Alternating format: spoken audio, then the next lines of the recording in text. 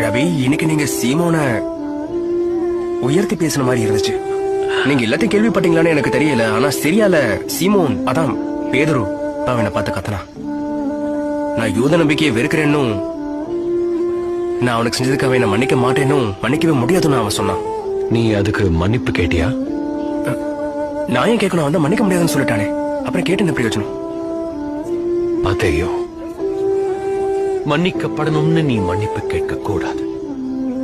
மனம் திரும்பறதால மன்னிப்பு கேட்கணும். மன்னிக்கப்படுறது அந்த அடுத்த நபர் நமக்கு கொடுக்கிற பரிசு. உங்க 2 பேர்ல முதல்ல தீங்கு செஞ்சது யாரு? அவனை ரோமிட்ட ஒப்படைக்கிறதுக்கு சில மணி நேரம் தான் இருந்துச்சு. அது அவன் குடும்பத்தோட வாழ்க்கையவே அழிச்சிருக்கலாம். இதுக்காக நீ மன்னிப்பு கேட்டிருக்கியா? அவன்கிட்ட மன்னிப்பு கேட்ட வாக்குவாதத்துல தான் போய் முடியும். நீ என்ன செய்யணும்னு உனக்கு தெரியும். கலைவனை மன்னிச்சிரு.